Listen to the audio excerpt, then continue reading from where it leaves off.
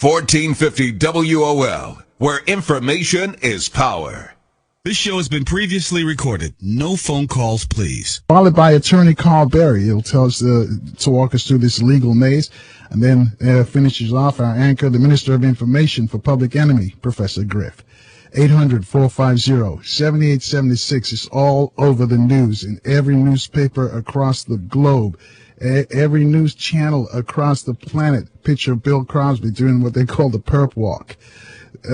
Some people say they just try to destroy him. It destroy his image. And some people say, in the black community, I've heard people talk about the fact that when he came out and started slamming the black community, I might pull up your pants. You remember that conversation that he had, the names that some of our people give our children, and they say it's all karma. But what are your thoughts? 800-450-7876. Let's go to Brother Ray Fauntleroy. Brother Ray down in Miami. Brother Ray, how do you read what's going on with Bill Cosby?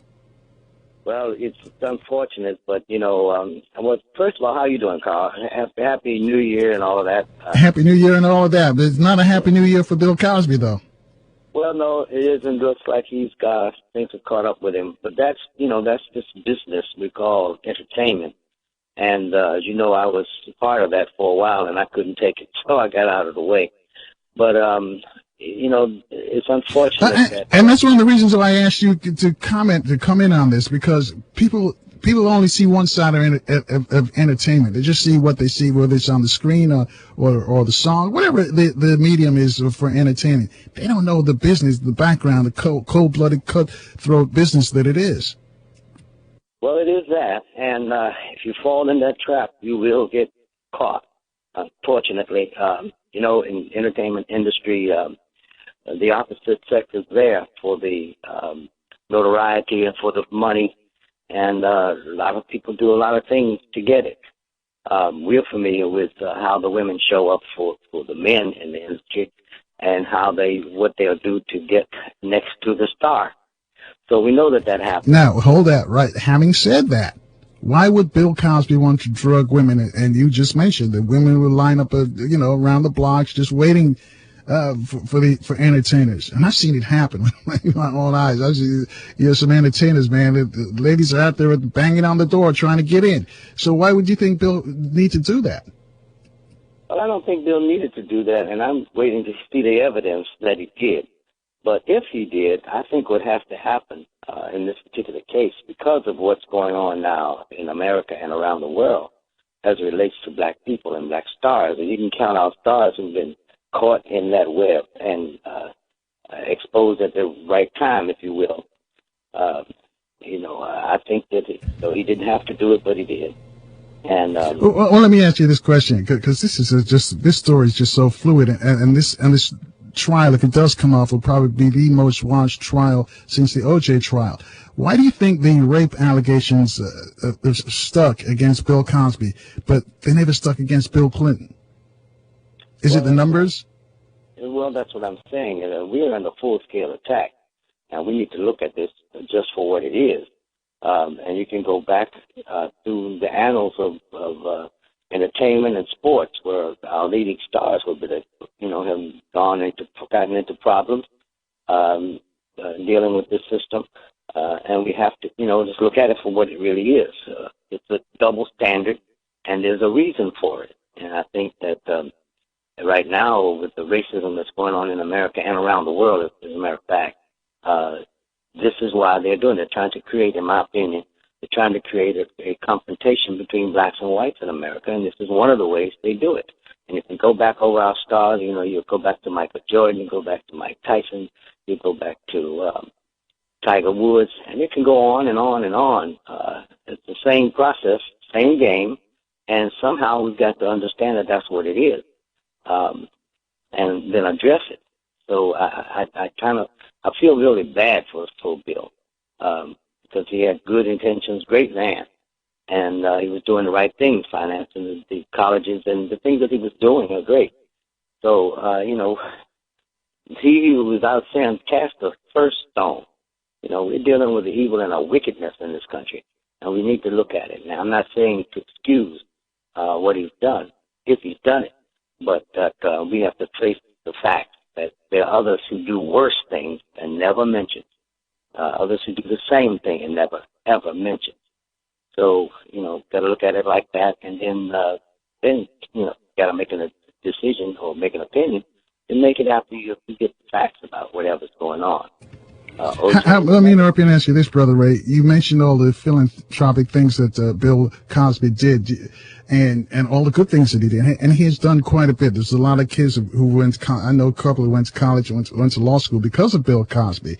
Do you think because of what he said when he attacked the black community, some people, some of our black community people called me yesterday and said, "Man, that's karma. That's the ancestors working on his butt because what he did, what he said to embarrass the black community." Do you buy any of that? Well, I was one of those who criticized Bill for saying some of the things that he did, but I understood why he was saying them and understood his motive. But I think at times like this, we need to embrace each other. We need to come together because we have a common enemy, and that common enemy is in control of our lives. He controls our media. He controls the news. He tells us what he wants us to feel and know, and he manipulates us. So I'm not saying that he is innocent from the charges or whatever. But what I am saying is that we as a nation of people have to turn to each other, not on each other, particularly in times like this. I think that, yes. All right, hold it right there. You say we should not turn on each other. Does Bill Cosby deserve our support? I would say yes. I would support him based on the kindness and the goodness that he's done. Everybody makes it. None of us who are innocent. We all make mistakes at some point in our lives, and that's one of the mistakes that I never would have made being in that position. I don't think, but I've never been in a position that Bill Cosby has. Not many of us have, but I'm pretty sure that those on the other side who are in the financial position and greater have to begin to understand that we are targets, and he's a target. So, we have to make better choices. I think he needed to have made a better choice. But by saying that, I still think he needs to repent from that. He needs to say that to the people. And then we need to embrace him and stand with him, and so that we can begin to heal our people and come together and address the real issues that we face in America. So for those reasons, I just don't want to see him go down without the support of our people. And on the other hand, like I said earlier, out there are those who've done much worse and are still doing much worse. They're in the limelight. They're running for president. They're in the presidency. They have been president of this nation, but those things are never mentioned. And, I think it's a personal attack. I think it's an attack on our people. And I think we are under attack, a genocidal attack, if you will, when you couple it with everything else that's going on, the killings of young black men and women in America, the fact that people are dying in hospitals left and right, and hospitals are supposed to save us. But we have to look at those things and put it all in the same package, if you will. Right. And Brother Ray, some people are even saying that this came on as a distraction for Tamir Rice. It says if Bill Cosby had the same DA as the cop who shot Tamir Rice, we wouldn't even be having this discussion. Do you think that's got anything to do with it? Yes. Or is that too far-fetched? No, I don't think it's too far-fetched. You have to remember that Bill Cosby's son was murdered. Well, hang on a second. I'll let you respond on the other side. We'll take some calls for you as well. Okay, so Sarah, I'm dropping you off at Emily's? Yep. And Josh, you're going to? Soccer, Dad. Soccer practice. Right. Oh, by the way, I just wanted to let you know when I pick you both up, I'll be wearing my short shorts. What? No! Yep, and my dorky dad hat, and I'm going to do my dad dance for all your friends. They'll love it! Seriously? Why? Because I like my short shorts. Of course, I could be talked out of it if you guys would just buckle up your seatbelts without giving me a hard time. It's important to get your kids to buckle up for safety, no matter what it takes. And sometimes, all it takes is your parental powers of persuasion. Okay, we're buckling up. See, all buckled. Good choice. I'll just have to do my dad dance at dinner time. What? No! Do what you have to make sure your kids are wearing their seatbelts, even on short drives. Never give up until they buckle up. A message from the National Highway Traffic Safety Administration and the Ad Council. Visit safercar.gov/kidsbuckleup for more information. Welcome, NBA fans. Tonight's NBA Man, nothing beats seeing an NBA game in person. Hey, buddy, thanks again for driving. So, where are our seats? Oh, we're sitting right around the corner. Hey, but before we do anything, let me stop for a second at the designated driver booth and make the pledge. Excuse me, sir. Did you say designated driver? Yeah, I'm the designated driver tonight. Congratulations. You are a winner. And for being the designated driver and always buckling up, every trip, every time, you have won the adoration of your friends and family who will get home safely from the game. Cool. Your prize also includes the gratitude of all of the drivers on the road who won't have to fear for their lives. And finally, you've won the chance to follow your favorite NBA team to the NBA Finals because responsibility has its rewards. Woo! Yeah! To find out more, visit the designated driver booth at the arena or visit rhir.org. A message from this station and Team Coalition. When I was little, I didn't talk for a long time.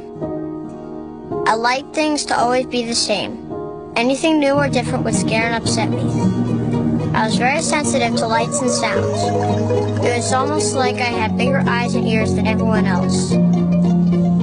So I built secret hiding places where nothing could get in. I didn't like looking people in the eye. It made me feel uncomfortable. I'd throw big tantrums over little things like when my socks didn't match. Sometimes I'd do the same things over and over.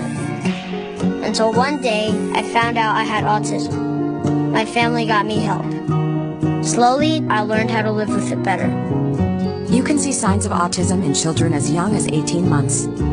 Early intervention can make a lifetime of difference. Learn the signs at autismspeaks.org/signs. Brought to you by Autism Speaks and the Ad Council. 1450 WOL, where information is power.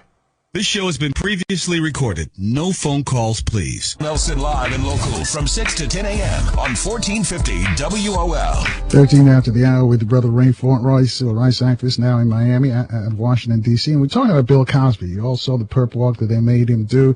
They just demasculated him in front of the entire world and some charges. And this is what we're going to ask the attorney when he comes on, because they don't have any DNA evidence. So what are they going to prove? How are they going to prove that? And what's the difference between Bill Cosby, accused of raping women, and Bill Clinton? And why didn't the Clintons stick? And why are they going after Bill Cosby? But before we left for the break, the question for Brother Ray was, do you think this was distraction because of the Tamir Rice issue? Well, I think it's a distraction because of all of the issues of black men being murdered in the streets of America, of the United States, and it's an attempt to continue the attack on us in every which way that they can. And I say that there are those, I always say this, cause and effect. There are those who are causing this condition, and they need to be addressed. So yeah, Tamir and Trayvon and all of those who have been murdered and are going to be murdered by these murderous cops and these murderous government that refuses to prosecute these criminals. So, yes, it's a distraction. And like I said, I would like to see Mr. Cosby repent, and I'd like to see us stand with him. All right, 800-450-7876. Hang on, Brother Ray. Got some folks who want to speak to us. Go to line 2. Cynthia's reaching out to us from D.C. Cynthia, you're on with Brother Ray. Yes, good morning, Carl. How are you? We're doing great. That is wonderful. And your guest as well. The situation with Bill Cosby, I look at it maybe in another angle. I believe that he did do it. I don't know why he was the chosen one to be exposed, but I think it's telling us a lot about Hollywood, and I always, in a sense, call Hollywood Sodom and Gomorrah. A lot of actors and singers who have gone on to another world, I'm finding in a lot of books that they're being exposed. I mean, it's from politicians, and let's say former President Kennedy, he's been exposed now, Frank Sinatra, Sammy Davis Jr., I think this is the era now of really opening the book and saying that this is what people is doing. And I think we really need to know what's going on in the celebrity world, where they become so high and mighty with their money and they feel that they can do anything that they want to do. I think this is the era of people being exposed. So, Cynthia, you think they were just trying to knock him down a peg or two? That's a mystery question to me, is why was he the one that they chose to expose at this time? Because, again, there are others that has done this. To tell you the truth, in Hollywood, I don't think that's anything new. What's his name? CeeLo Green? Right. Wasn't he accused? He's a producer and a singer. He was accused of putting something in this girl's drink. And I believe that he was prosecuted, but I think he just got something like a slap on the hands. But at this point, his career might be somewhat blackballed. But I think that is probably a Hollywood, a celebrity practice. In that world, they do a lot of things that most of us normal people don't do. And well, let me tell you something, Cynthia. You know, what you mentioned about Hollywood is true. Marvin Manheim, we have on here periodically. When he was still there, he said the LAPD had a file on all the entertainers. It was just a matter of time where they wanted to release it or not. And I got to tell you, I've heard stories about some of it, many of them still in business right now. We can't even talk about it on there because the information is classified, and he'll tell you it's classified. But there's a lot of stuff that goes on in that town, a lot of stuff. You'd be surprised how many people would sell their souls for fame. You know, it gives you chills because some of them you respect and you love. And like I said, I wouldn't mention any names because he's told me names and he told me, and one I just tipped off and told him, hey, watch yourself, because they're watching you. He didn't believe. And I said, and because we like this particular person, yeah, let him know and tell him what time were they. And I told him, and he said, okay, gotcha. Yeah, a lot of them. You're right. A lot of them has even dabbled in with the Church of Satanism. There's a lot of that there. Yeah, so there is, unfortunately, a lot of evil. It just seems like the more that you're in that world where you're exposed to fame and money, it gets to you where apparently you feel, well, I'm going to try everything that I haven't tried before, and I can do anything I want to do because I can shut you up, if you try to expose this. But I think now this is the era of exposure. And, I was thinking about a situation when his son got killed. There's something fishy about the whole thing. All the facts weren't put out. For example, the lady that was in his car, the way she looked and how she had walked away. Was she ever interviewed? No, I don't really think she was. And I think because of Bill's status, prestige, and position, I think it was hushed up about the whole case. Brother Ray, you remember that case? Because that was the time they said Bill was attempting to buy NBC. That's right. That's what I was going to say. And they brought him down a peg with that when they killed his son and never gave the investigation, never told the truth about what happened that night. But then again, I'm hearing that they're after some of his land at this point, and I hope that someone calls in. I've asked people to call in who know about this up in Massachusetts, that he has some land that they want. And now all of a sudden this comes up at the same time. Right, I've heard that too. They were trying to build a pipeline or something through his land, and they want him to dig up his land. I'm telling you, folks, if this thing really goes to trial, this will be the most watched. It's got everything: sex, race, the whole 9 yards. Then it'd be the most watched trial since OJ. Cynthia, I thank you for your call, and you're absolutely right. There's a lot of crazy stuff that goes on in Hollywood. Well, I'm going to leave it right there. 800-450-7876. Pardon me? What I wanted to say before I hang up, I think everyone should take heed. What you do in the dark eventually comes to light. So true. Thank Cynthia. That's for all of us. That's for all of us, not just for Bill. 800-450-7876. Brother Ray's with us discussing, of course, Bill Cosby. What are your thoughts? Line 3, Joseph's joined us from Boston. Hey, Joseph. Is Joseph there on line 3? All right, let's move on to line 4. Sarita's calling in from Los Angeles. Sarita. No, Sarita. Well, hang on, Joseph and Sarita. We'll get back to you in a moment. But Brother Ray, she talked about some of the stuff going on in Hollywood, and when the Jim Jones incident took place, there were so many of our quote-unquote entertainers, black entertainers, who went to San Francisco, who were going to attending his church, but all the time they didn't know they were being monitored. And like I said, one of these days, Professor Griff's going to be joining us later. He can attest to some of what goes on, or what Cynthia alluded to, what goes on, for people who will sell their souls, just to be famous. It's incredible, but that's just another angle. But again, some people are wondering why Bill Cosby's, his allegations surfaced, why Bill Clinton's was pushed to the side. What was the difference? Brother Ray? Well, the difference is, complexion, if you will. We're living in an oligarchy where the powerful control everything. They make the laws. They make the laws for themselves, and they protect themselves. They don't protect the people. They don't work for the people. They work for themselves and money. So when you find somebody who has gotten to that level of money, and like Cynthia said, you feel like you're invincible, and you can do anything, and you can do the same thing that others do. And it's not reality here. Right. Hold that thought. I'll let you finish on the other side. And we also talk with a bunch of folks from all across the country who want to speak to you. Confessions of a Potentially Perfect Parent, brought to you by AdoptUsKids.org. Okay, here goes. I know more about cooking dinner for a party of 12 than I do about packing a lunch for a 12-year-old. I know kids like things like PB&J, pigs in a blanket. Oh, and fish sticks. They do love fish sticks. Fillets I get, but sticks? What part of the fish does the stick come from? I know I can read a cookbook that'll tell me how to make a red wine reduction, but where are the cookbooks that can teach me how to cut the crusts off bologna sandwiches? Oh, maybe we can compromise on mac and cheese. Can you make that with brie? Everybody likes brie, right? You don't have to be perfect to be a perfect parent. There are thousands of teens in foster care who would love to push your food around their plate.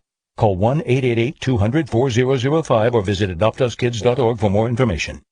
This message brought to you by the U.S. Department of Health and Human Services, Adopt Us Kids, and the Ad Council. You use Tearless Baby Shampoo because it's gentle on your baby's eyes.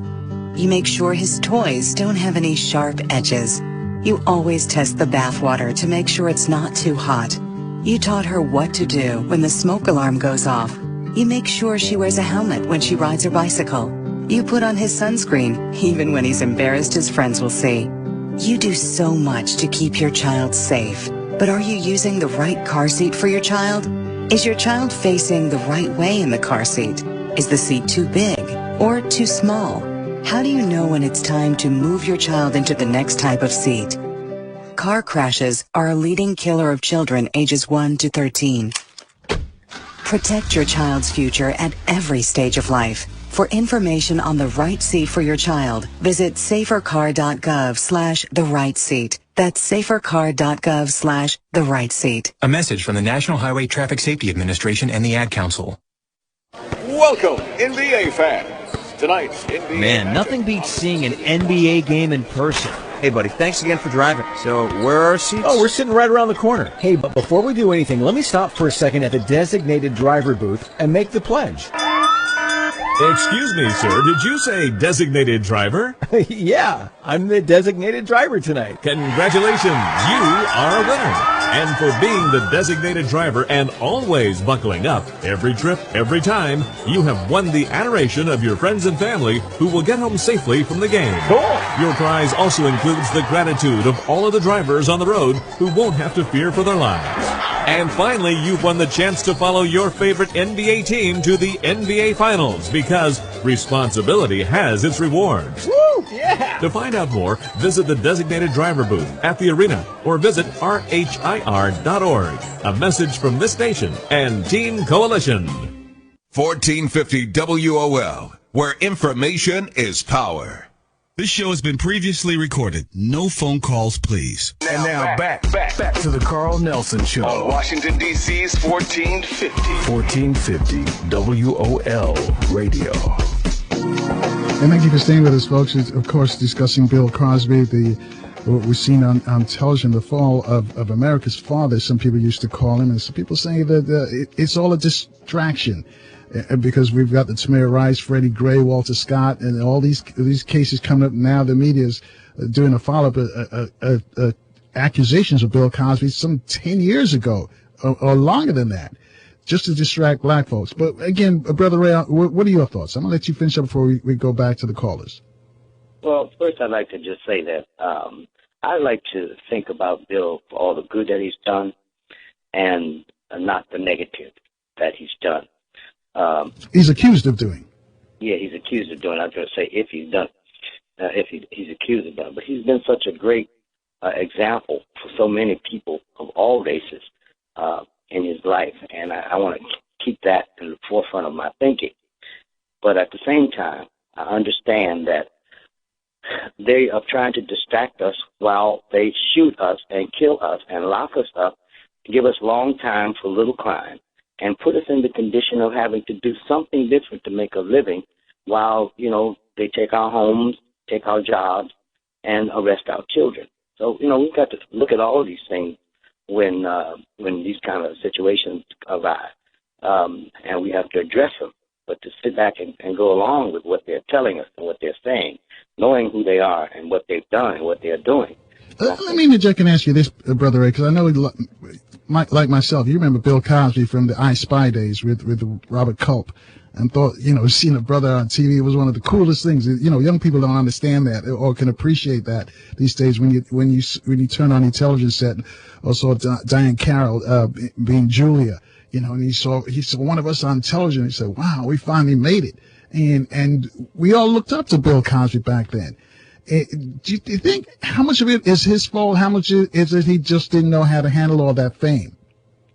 Well, yeah, that's part of it. I think when you're a black man in America and you finally make it, then you kind of separate yourself and think that you're above the rest. But that's not true. And all of that came about because of the civil rights movement and the people in this country who stood up for the injustice of racism and this country and the laws that were created to keep us in this position.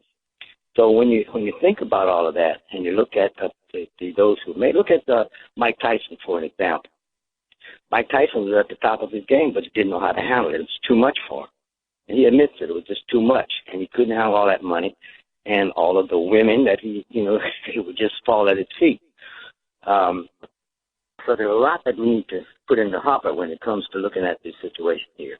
And there's no doubt in my mind that we are under attack, that it's on purpose, and it's the same people doing the same thing they've always done. They haven't changed. And we'd be surprised at who is calling the shots.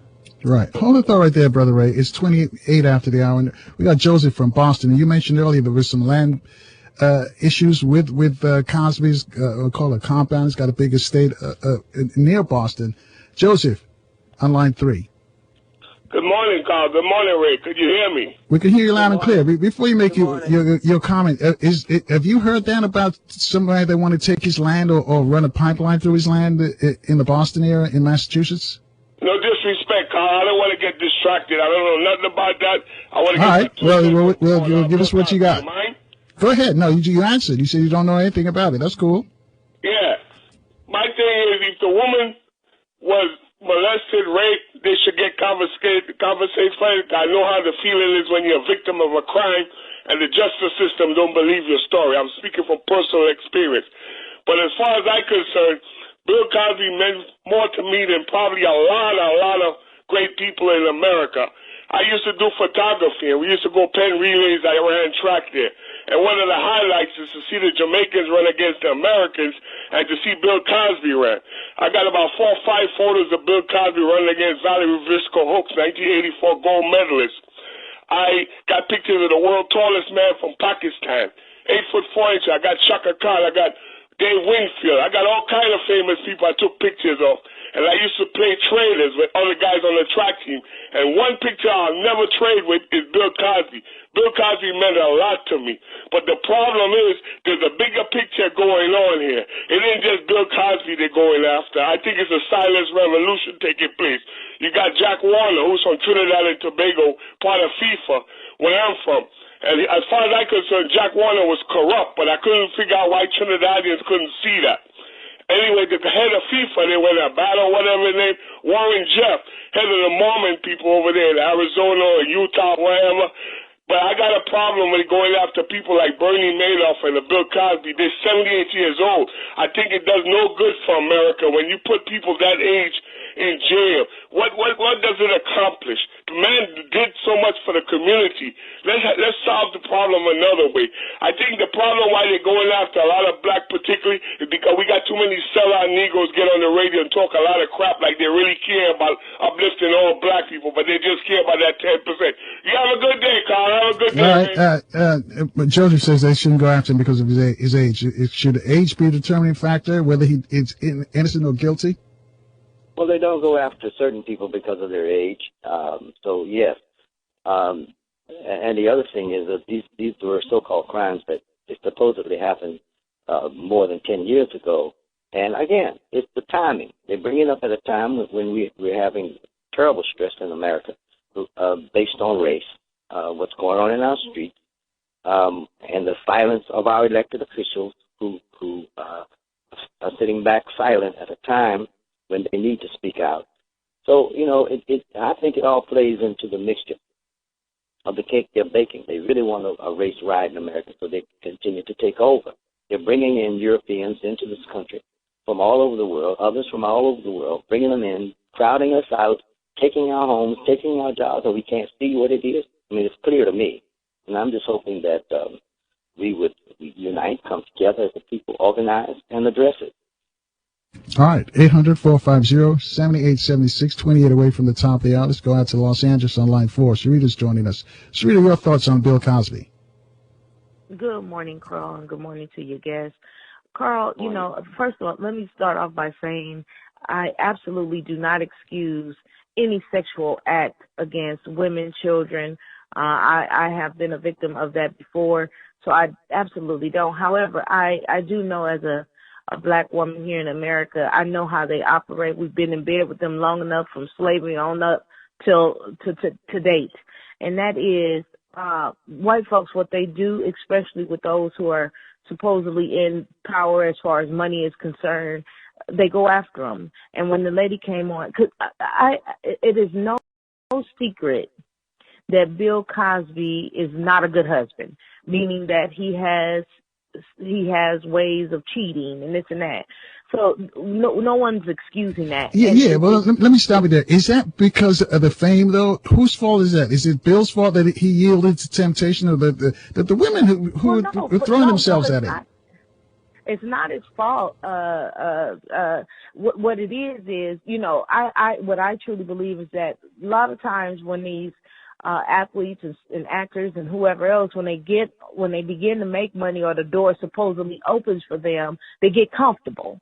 And so Bill, the white folks sought out, like they did with Ray Charles, they sought out that he had a drug problem because he didn't do something that they wanted him to do. Then boom, they exposed his drug addiction. Same with Cosby. Okay, boom, we see now that he's sexually active. He likes to have sex with all kind of women and blah, blah, blah. Yeah, blah, but blah. Sarita, they knew this a long time ago. And what I'm saying is, they had it in there. It was in there. Okay, so Sarah, I'm dropping you off at Emily's? Yep. And Josh, you're going to? Soccer, Dad. Soccer practice. Right. Oh, by the way, I just wanted to let you know when I pick you both up, I'll be wearing my short shorts. What? No! Yep, and my dorky dad hat, and I'm going to do my dad dance for all your friends. They'll love it! Seriously? Why? Because I like my short shorts. Of course, I could be talked out of it if you guys would just buckle up your seatbelts without giving me a hard time. It's important to get your kids to buckle up for safety, no matter what it takes. And sometimes, all it takes is your parental powers of persuasion. Okay, we're buckling up. See, all buckled. Good choice. I'll just have to do my dad dance at dinner time. What? No! Do what you have to make sure your kids are wearing their seatbelts, even on short drives. Never give up until they buckle up. A message from the National Highway Traffic Safety Administration and the Ad Council. Visit safercar.gov/kidsbuckleup for more information. Confessions of a Potentially Perfect Parent, brought to you by adoptuskids.org. Okay, here goes. I know more about cooking dinner for a party of 12 than I do about packing a lunch for a 12-year-old. I know kids like things like PB&J, pigs in a blanket. Oh, and fish sticks. They do love fish sticks. Fillets I get, but sticks? What part of the fish does the stick come from? I know I can read a cookbook that'll tell me how to make a red wine reduction, but where are the cookbooks that can teach me how to cut the crusts off bologna sandwiches? Oh, maybe we can compromise on mac and cheese. Can you make that with brie? Everybody likes brie, right? You don't have to be perfect to be a perfect parent. There are thousands of teens in foster care who would love to push your food around their plate. Call 1-888-200-4005 or visit adoptuskids.org for more information. This message brought to you by the U.S. Department of Health and Human Services, Adopt Us Kids, and the Ad Council. When I was little, I didn't talk for a long time. I liked things to always be the same. Anything new or different would scare and upset me. I was very sensitive to lights and sounds.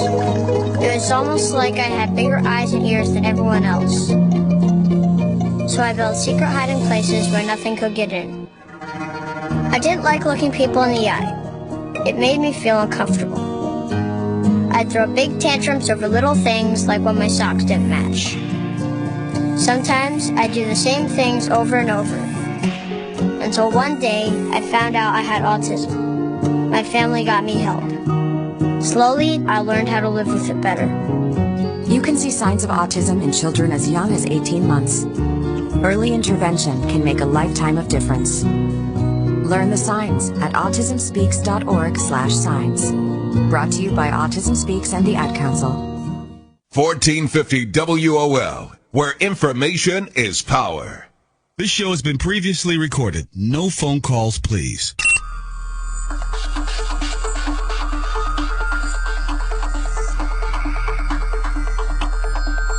Real Talk Radio in the AM. The #1 morning show. #1 on everybody's list. Carl Nelson on 1450 WOL. And thank you for rolling with us this morning, folks. 22 away from the top of the hour, discussing Bill Cosby with Brother Ray Fauntleroy. He was in the entertainment business and transitioned into civil rights, just like what Dick Gregory did. And Dick Gregory is going to join us later. And because of Dick Gregory, that's why we got Bill Cosby. They'll explain that for us. And also, we got attorney Carl Berry is going to try and untangle some of the legal issues going on with the case against Bill Cosby.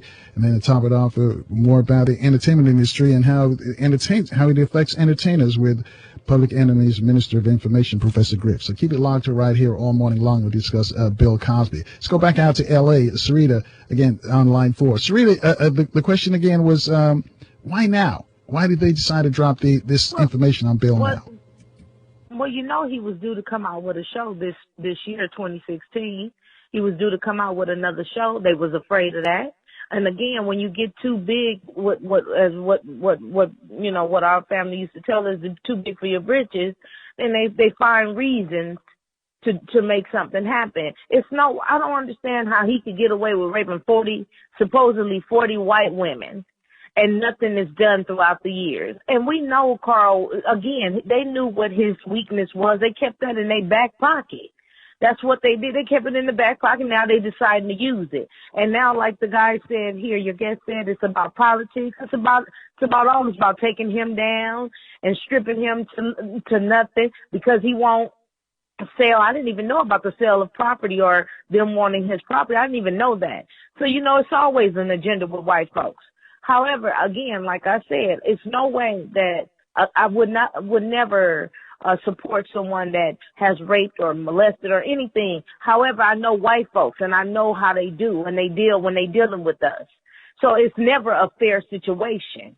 They didn't say he was guilty and he haven't even nothing has even, went through yet. So I just feel like before we start making up our minds and pointing, again, I'm not saying that he's a saint. Of course, I understand that he's a WHORE. He was not a good husband, but I believe that he was a good man in regards of dignity. I really believe that. I don't believe, and let's be clear. Women ask for different things all the time when it comes to drugs and alcohol, when guys are asking them what you want me to bring and this, that, and the other. So let's not pretend like that's not something that women do, because we do it. Okay, and I'll take my comments off the air. Thank you. All right, thanks, Sarita, and thank you for the female side of it. Brother Ray? Yeah, I hear her, and I understand, and I agree.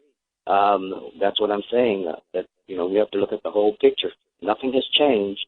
They're still doing the same thing they've always done, and somebody makes the decision. Somebody decides when and how. And it's timing. We're in the middle of a election that's coming up, and people are getting revved up to think they're participating in it, but it's already been decided. They're already going to do what they're going to do, and we have to organize ourselves to address it.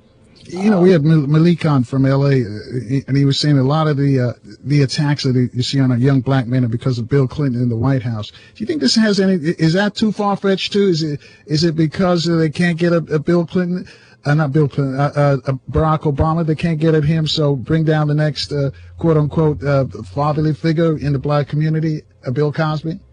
Well, I was just about to say that who's next, and because they've attacked every leading black man who has been in any financial position, a star of basketball, football, baseball, boxing, whatever it was, they've attacked each and every one of them in some way and attempt to bring them down. And they brought many of them down with that method.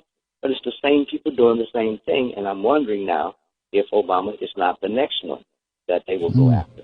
Near the end of his term, and he's doing some things that are making a difference, and I'm just wondering if that's not it. But again, if we don't galvanize ourselves and understand what this really is, and at least put up a fight, if you will, to stop this craziness. All right, hang in there, Brother Ray. We got some folks all across the country who want to speak to you. 18 away from the top of the hour. Also, as I mentioned, Dick Gregory's going to join us later. Let's go to line 5. Lawrence is calling us from Arlington, Texas. Lawrence? Hey, good morning, Carl. Good morning, sir. Morning, Lawrence. Hey, good morning, Brother Ray. Hey, I haven't talked to you in a while, Brother Ray. Brother Ray, check this out.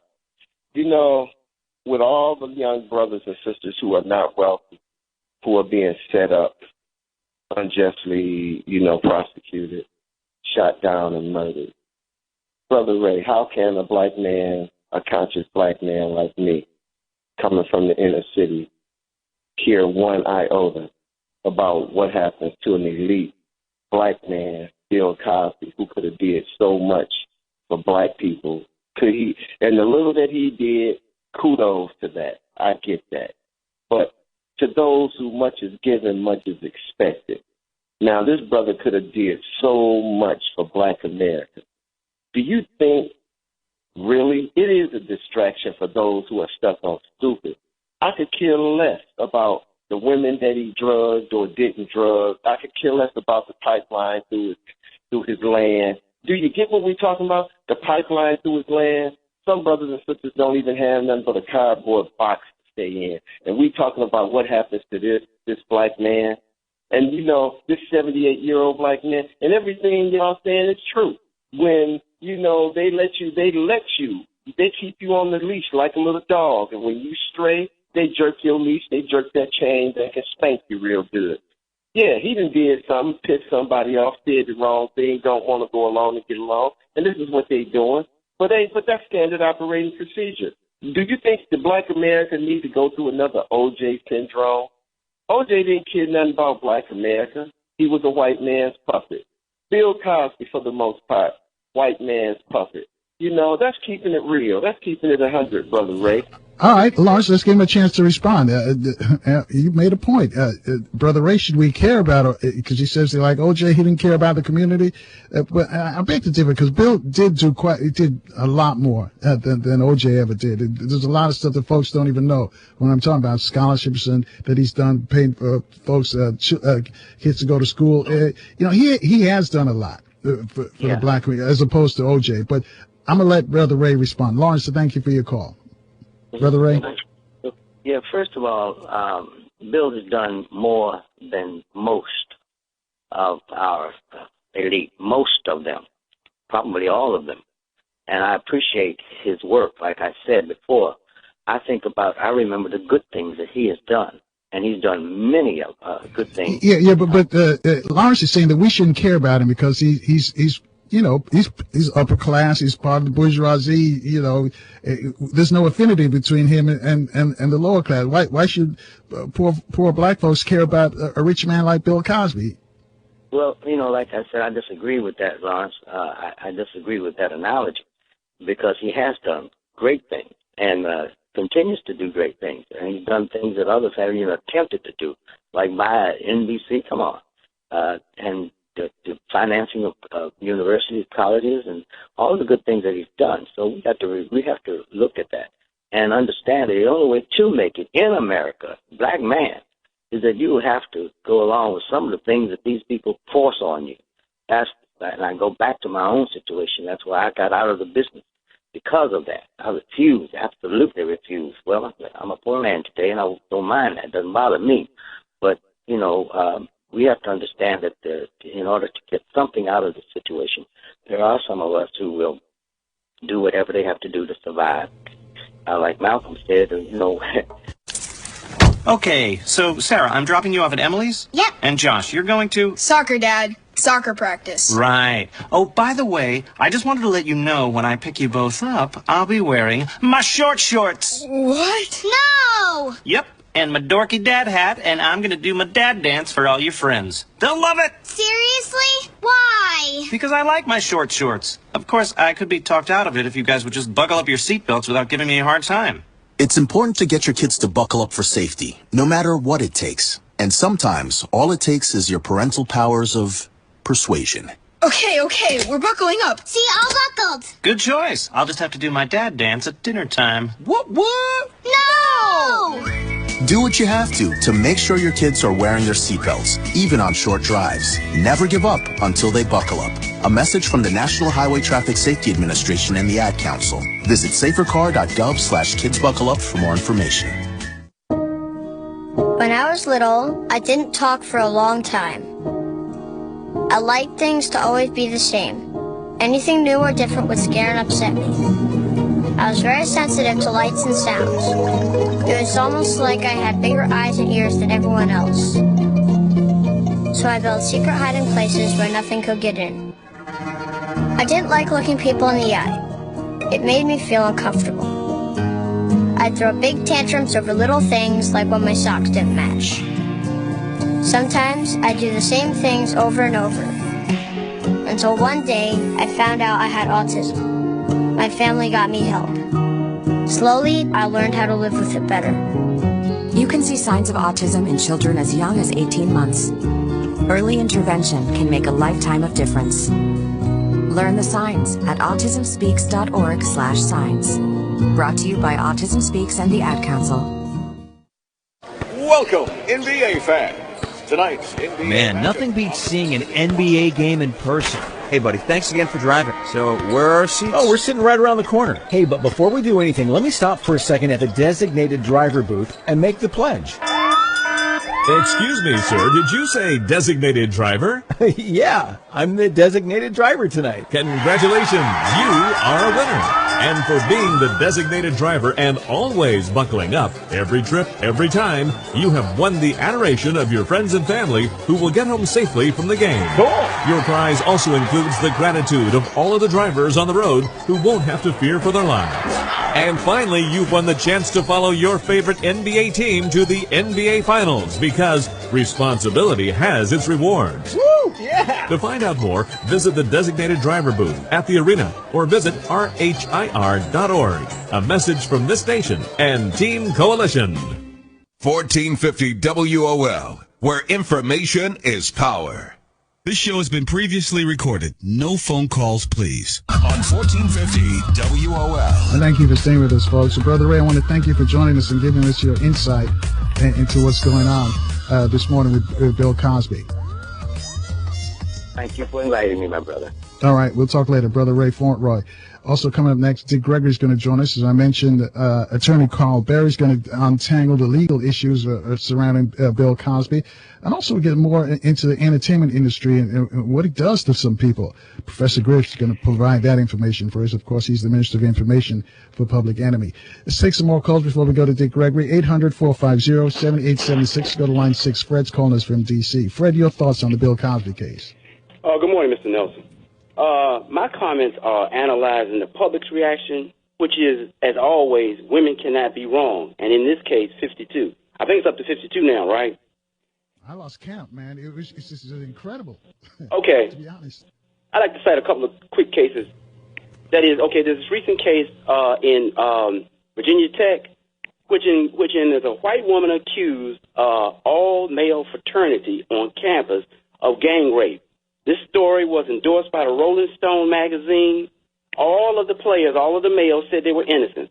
She later had to recant most of it and was found to be totally untrue. All right, in that case, the majority was not supported by the public.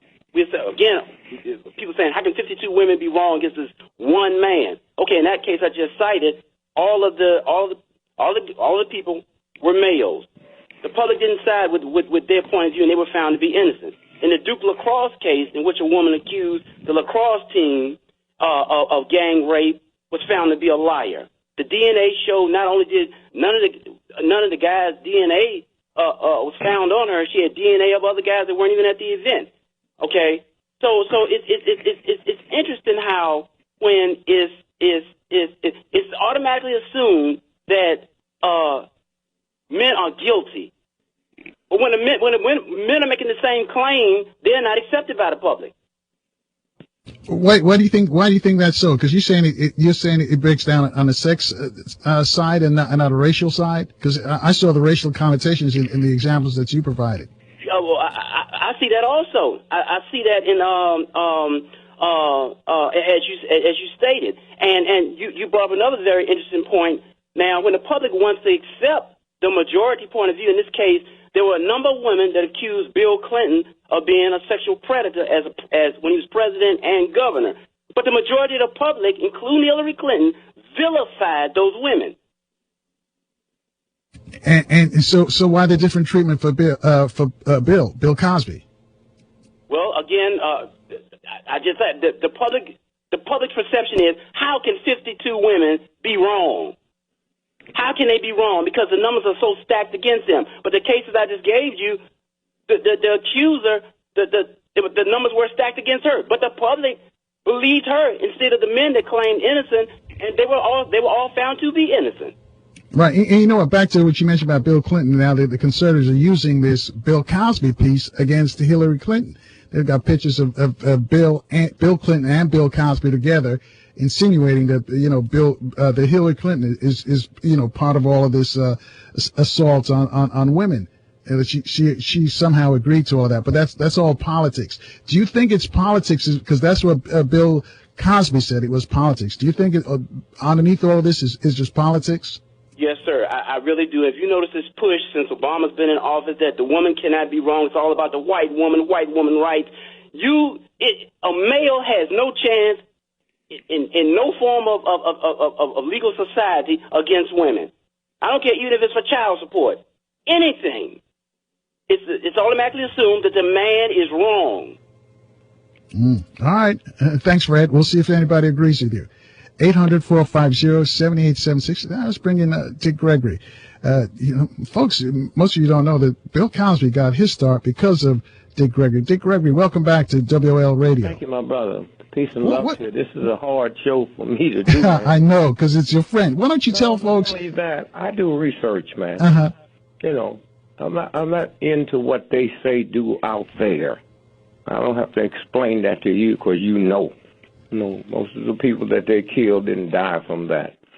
To the brother just now that talked about Bill Clinton, you sometime today Google that famous picture that got Bill Clinton in trouble. Monica Lewinsky, out there on the White House lawn when she was hugging him. Very important picture. You look at that picture, and everybody on that picture, almost 200 people, they got on summer T-shirts. When she's hugging him, she got on a winter outfit. And those of us that know that picture was cropped in there. You see, you got two loads of stuff. We talk about women. You got the super rich. If one of you people that's listening now, son was accused of killing 5 white folks at the Hilton Hotel. you know they're going to get the electric chair. If Queen Elizabeth's boy's son was accused, you know they're going to get the electric chair. So when we talk with one thing, what they show us. But you know damn good and well Prince Charles's son is not getting the electric chair, okay? And so when you start unwinding stuff, what they was after Bill Clinton for, they wanted him to do something, okay? Then they bring stuff up, and you do it.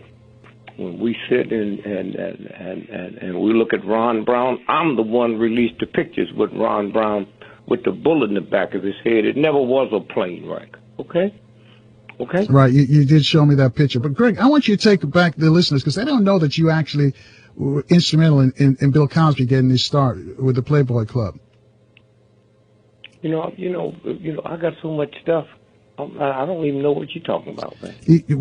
When you were at the Playboy Club and you decided to go to join Dr. King and the movement, and they asked you for a replacement. Wait, okay. What happened is that King was moving in hard in Birmingham, and I get a call. I've been out all night partying and laughing and talking. I get home and my wife said, the president have called you for it. Well, Lil has never raised her voice at me in my life, nor raised them at the children. So he said, it's 5 o'clock. He said, whatever time you come in to call him. I said, no, I'm going to bed, baby. I've been drinking all night. She said to me, no, you're not going to bed till you call the president. So I said, what's the number? He said, well, call this number and ask for operator 25. And I said, Lil, the man's not waiting by the phone. I call operator 25, and then they'll get him, wake him up and get him to come to the phone. So I said, well, you call it. Now, it's about 5:30 in the morning on Monday morning, a.m. And the president said, Dick, thank you for calling me. He said, I got a problem. He said, don't go to Birmingham today because Dr. King is wrong. And I said, I'll wait till you. Yeah, hold that thought right there, Greg, and I'll let you finish your story. Also, Attorney Carl Barrett's joined us. He's going to help us untangle some of the legal maneuvers facing Bill Cosby. What are your thoughts, folks? 800-450-7876. Speak to Dick Gregory, Attorney Carl Barrett. Take your calls after the traffic and weather update on 1450 B.i.l.l., where information is power.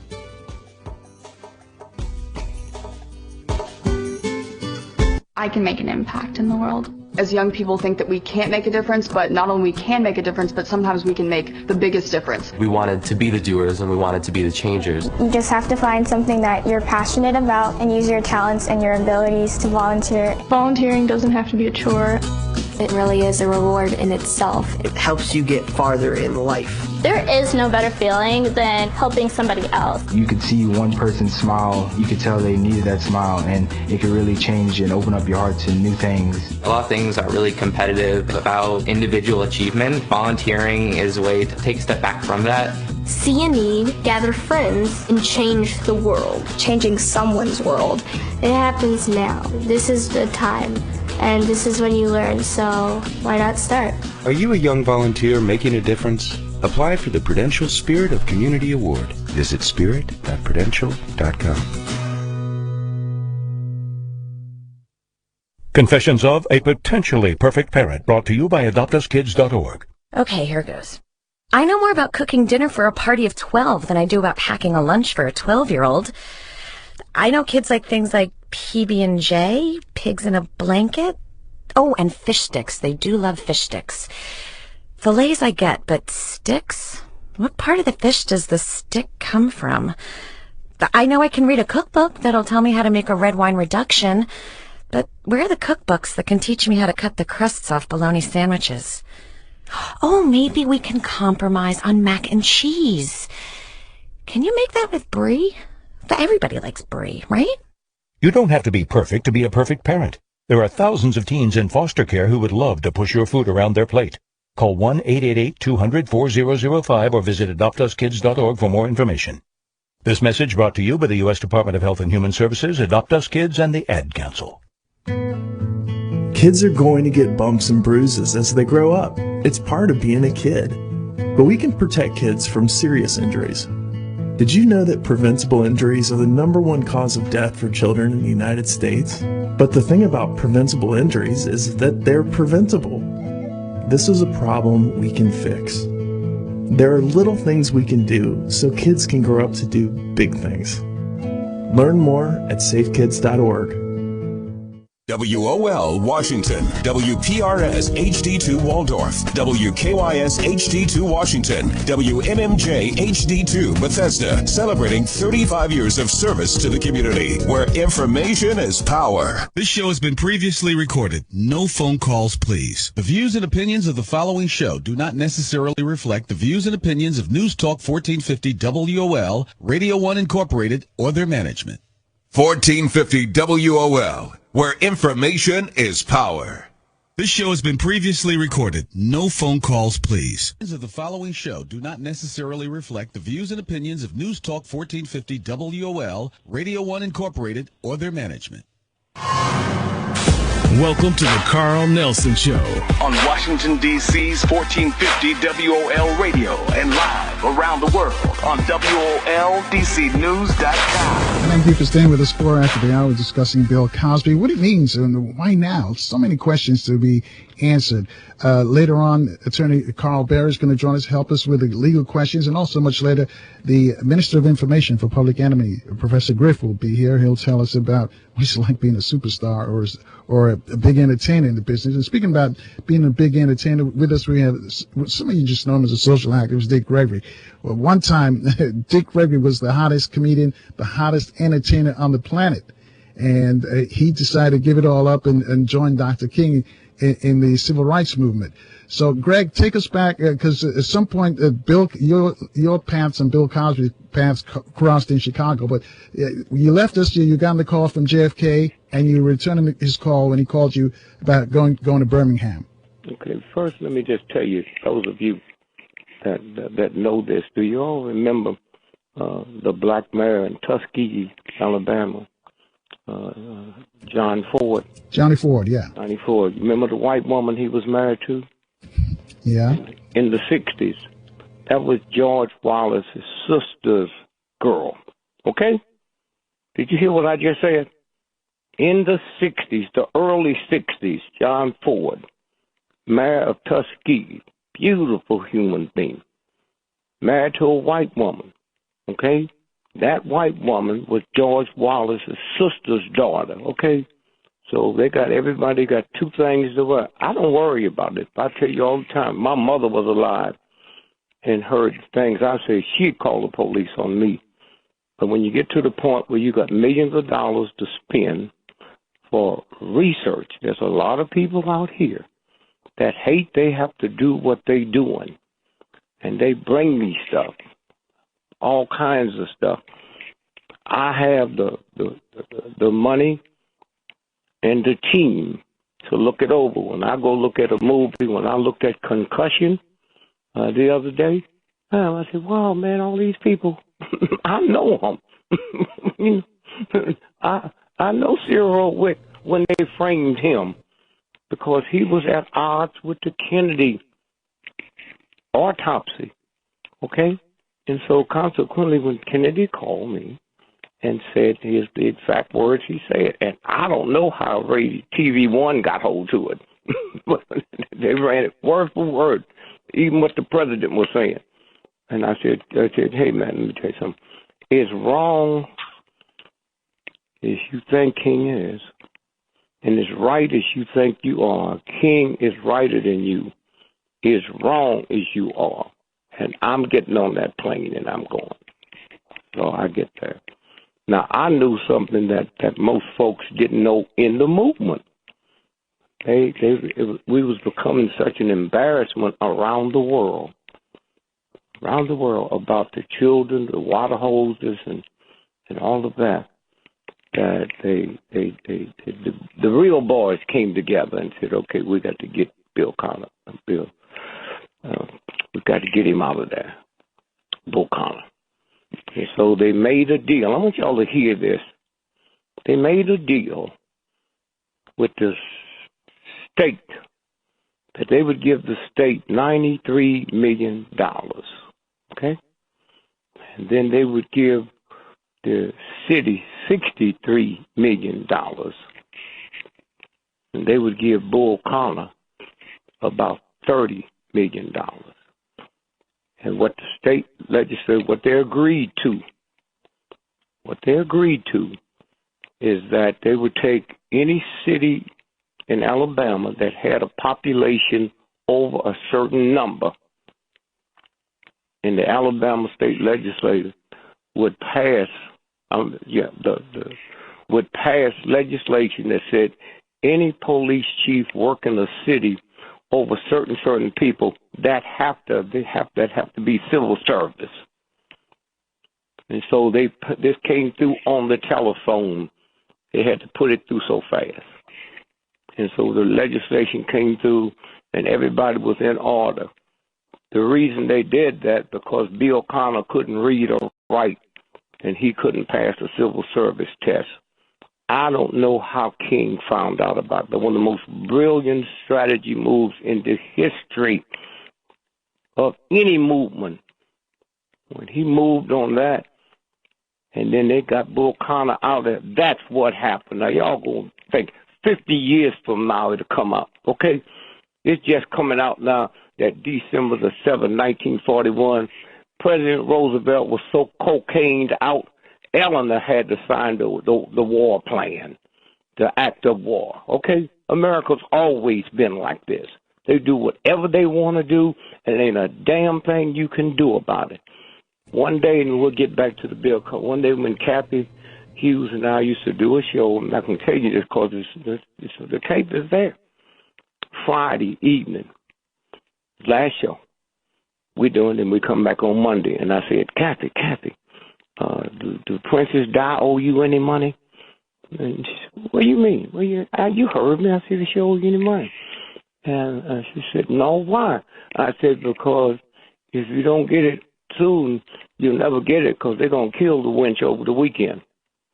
And so Kathy and I was at a meeting somewhere, a group of people, and we came out that night around 11 o'clock on Saturday.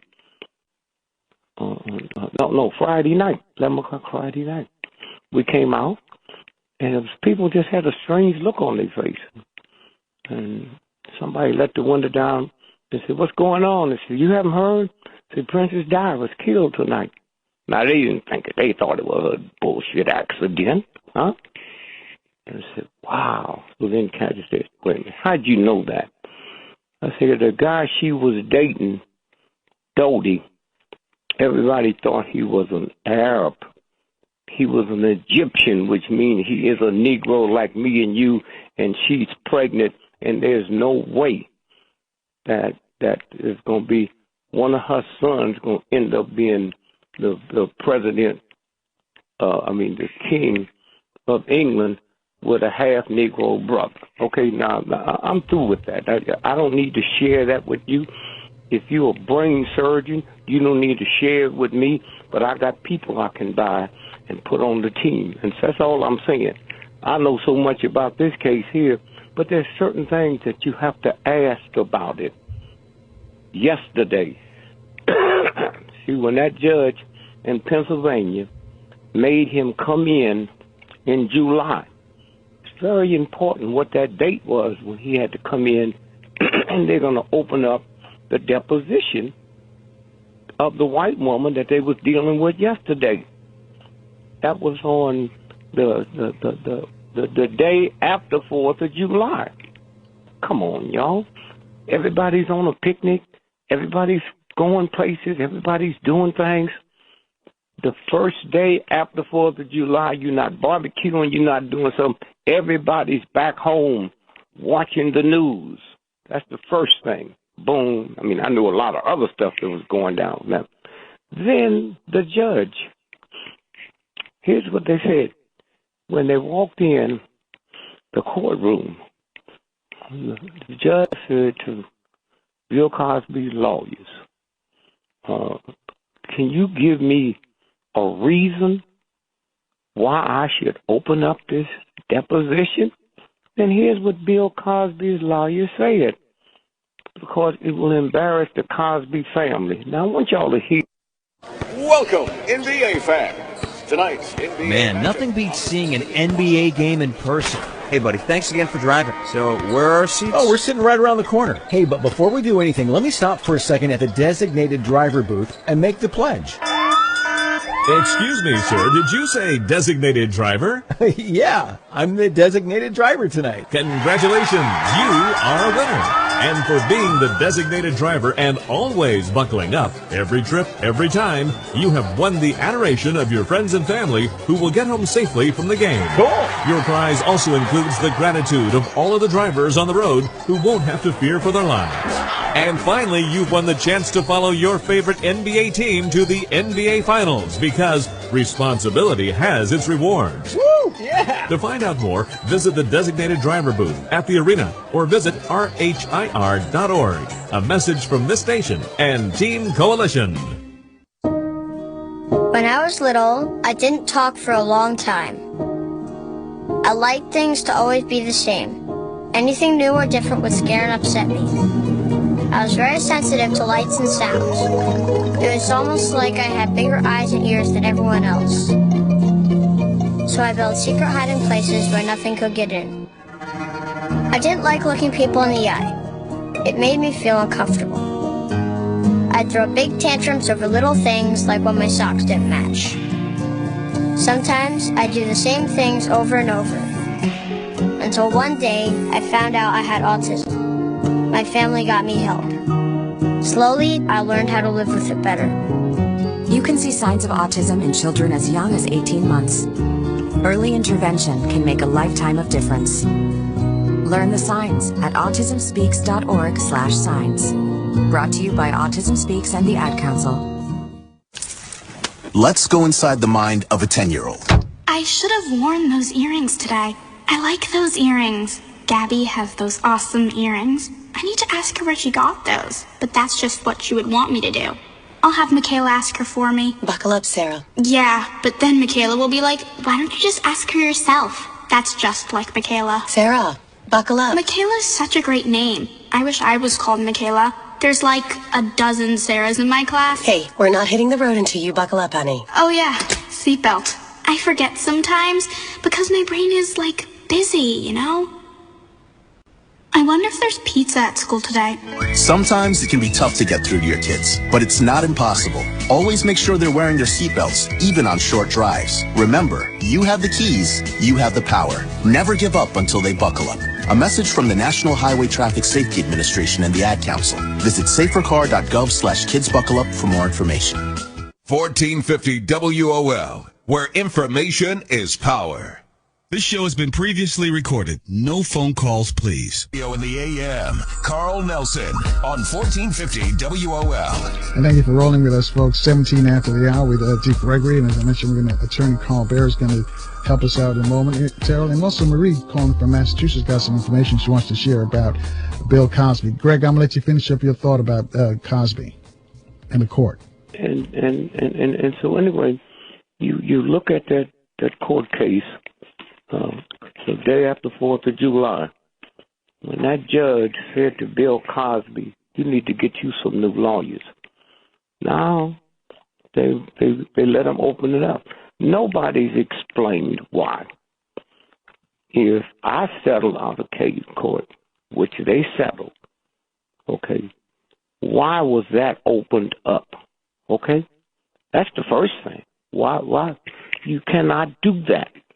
But you got some folks in here can do anything they want to do. They kill judges, okay? They kill lawyers.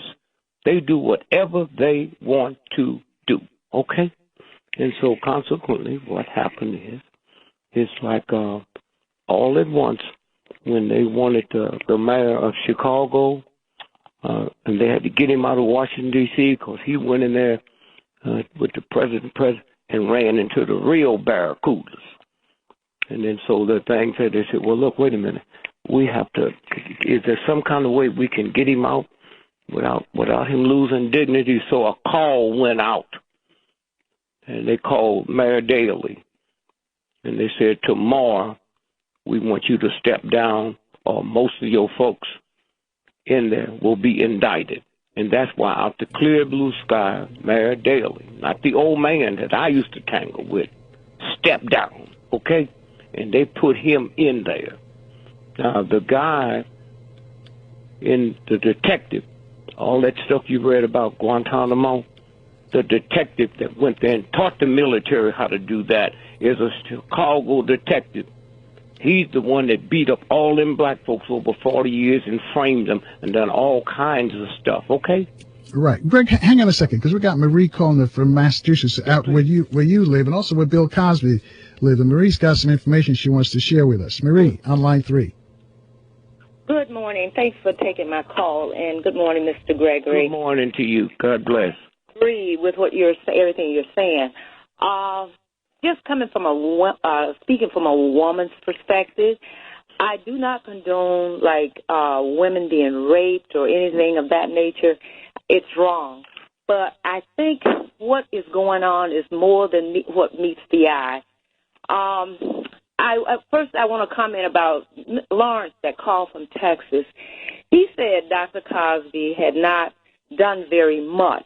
He have done so much for Temple, for the United Negro Colleges. He have done a lot, and we're not giving him credit. And who are we to cast the first stone? Now, I can speak from a personal perspective. Dr. Cosby came to the town, because he lives about an hour from where I live. He came to Springfield, Massachusetts, and he sent 4 young black boys to college. He paid for their 4 years of college education, because I talked to one of the parents, so I know this for a fact. So he had done so much, and for us to look the other way and not stand by him, it is so wrong. And the thing about it is, I didn't realize that protest has been going on for quite some time. And it seemed mighty strange to me. There was a rally that was held in Boston, and I didn't even really know anything too much about it, on July the 30th. And this goes back. Dr. Cosby and his wife was sent a letter, from what I understand. They were mailed out a letter. Kendall and Morgan, this is a real big gas, which I guess they controls a lot that have to do with gas pipeline, running pipelines through property. And it just so happened 4 of those towns that pipeline was supposed to go through was Dr. Cosby and his wife. So they supported an organization, Massachusetts, something dealing with the rights of, land and different things of that nature. And after that, they started to go after them. They also are going after his wife. And I think this what they're doing is so wrong. And people need to do their research. Check out Kinder and Morgan, because these people stand to make something billions and billions of dollars. I don't know the exact amount, but they're supposed to make a lot of money. It's trillions of dollars, not billions, trillions. You're right. And see, more is going on, too, because there were 6 governors that had written letters and saying that this was not right to the human people for them to do all this fracking. It also tied in with all kinds of things, the nuclear energy. So this is bigger than what people really realize. And I would have gone to that rally if I had known about it, but being that I didn't know. But now that I know what is going on, I see the bigger picture. This is a real serious situation, and people have to wake up and do their homework. Right. Marie, Greg, have you heard about this? Because you got a place in Massachusetts out there. Let me tell y'all something. My mother can't do no homework, okay? And I can understand you. When you know how big this is, all right? When you know how big this is, the guy who set up the killing of King for the government, huh? What was the white boy that did the movie White Man Can't Jump? The white and boy. also they have vigils that are going on too. There are vigils all Please, miss. Let me. What's his name called? What's his name?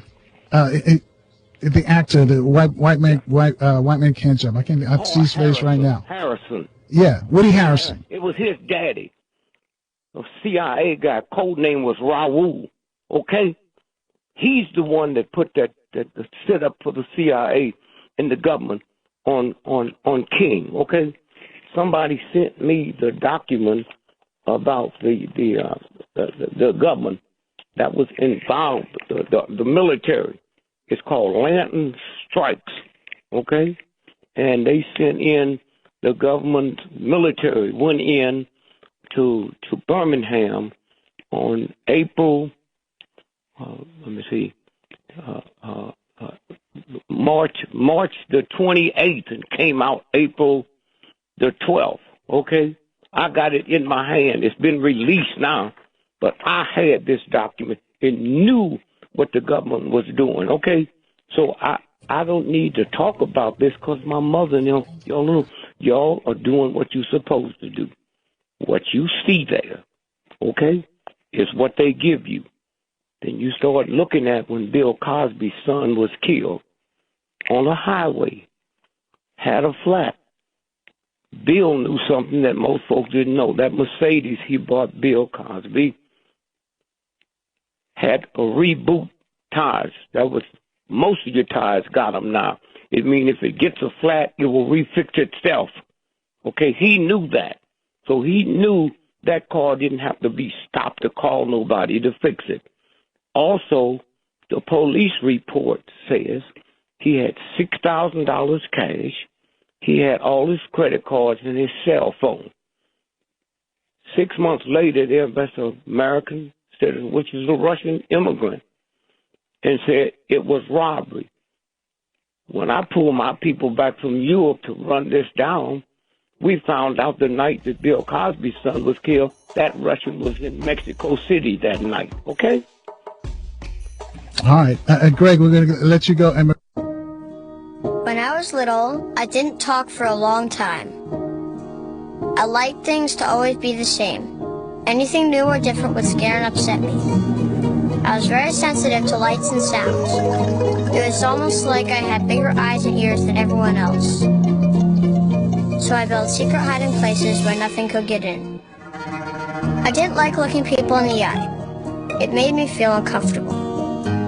I'd throw big tantrums over little things like when my socks didn't match. Sometimes I'd do the same things over and over. Until one day, I found out I had autism. My family got me help. Slowly, I learned how to live with it better. You can see signs of autism in children as young as 18 months. Early intervention can make a lifetime of difference. Learn the signs at autismspeaks.org/signs. Brought to you by Autism Speaks and the Ad Council.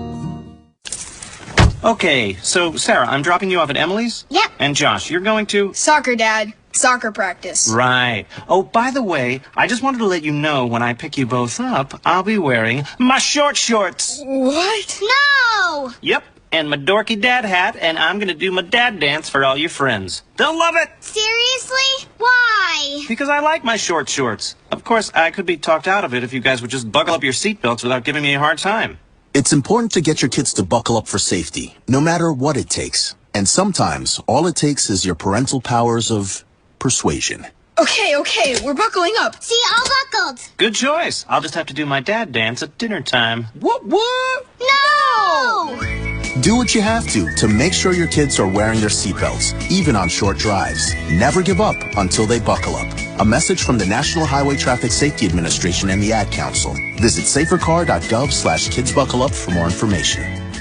Confessions of a Potentially Perfect Parent, brought to you by adoptuskids.org. Okay, here goes.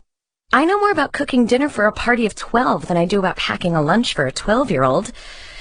I know kids like things like PB&J, pigs in a blanket. Oh, and fish sticks. They do love fish sticks. Fillets I get, but sticks? What part of the fish does the stick come from? I know I can read a cookbook that'll tell me how to make a red wine reduction. But where are the cookbooks that can teach me how to cut the crusts off bologna sandwiches? Oh, maybe we can compromise on mac and cheese. Can you make that with brie? Everybody likes brie, right? You don't have to be perfect to be a perfect parent. There are thousands of teens in foster care who would love to push your food around their plate.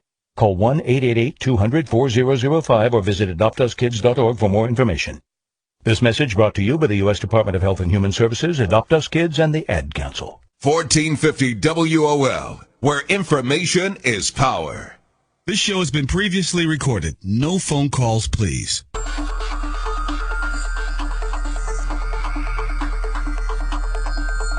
Real Talk Radio in the AM. The #1 morning show. #1 on everybody list. Carl Nelson on 1450 WOL. Thank you for staying with us, folks. 30 minutes after the hour, 800-450-7876, discussing Bill Cosby. Let's bring in Attorney Carl Berry. He's been holding for a while. Attorney Carl Berry, welcome back to WOL Radio. Is Attorney Carl Berry on line 6? Yeah, I'm here. All right, cool. Help us through this maze of what happened to Bill Cosby yesterday. Why didn't he enter a plea? That's my first question. Because is that he was arrested? Did they read him his rights? What happened?